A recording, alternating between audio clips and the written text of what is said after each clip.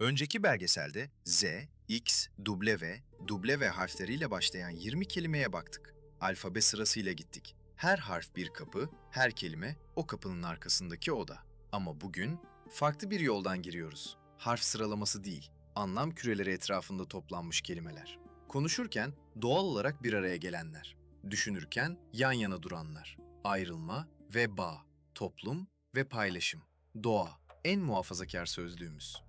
İnsan, di, umut, güç, keskinlik ve kök. Maddi kültür. Nesneler de konuşur. 16 kelime, 16 köprü. Hepsi Pehlevice'den, hepsi Zazaca'da, hepsi bugün. Bu kelimeler arşivde durmuyor. Ağzımızda yaşıyor, ellerimizde yaşıyor, göğsümüzde yaşıyor. Şimdi her birinin hikayesini anlatıyorum. Taşın üzerinden, sesin içinde, ana dilinizde. Birinci Vısan'dan Vısan, Vısnayen, Vısnay. Pehlevice Vısan'dan ya da Vısan. Zazaca'da Vısnayen, Vısnay. Anlamı ayırmak, koparmak. Eylem kökü Zazaca'da da anlaşılır biçimde yaşamayı sürdürmektedir.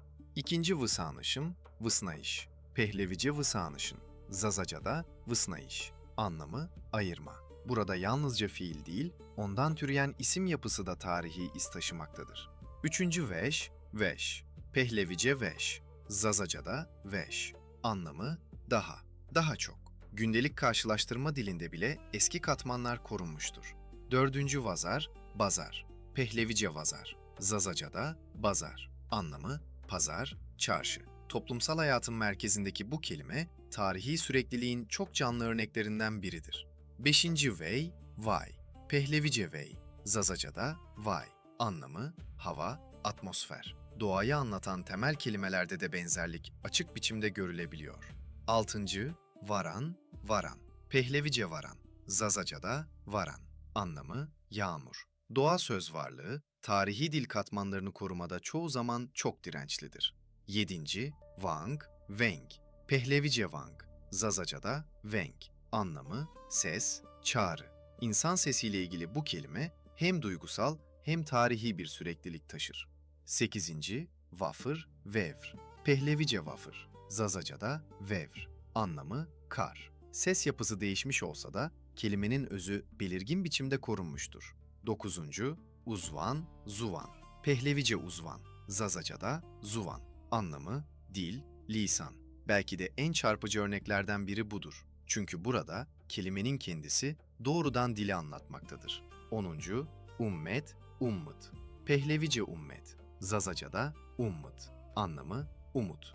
Bazen bir dilin en güçlü sürekliliği en insani kelimelerde ortaya çıkar.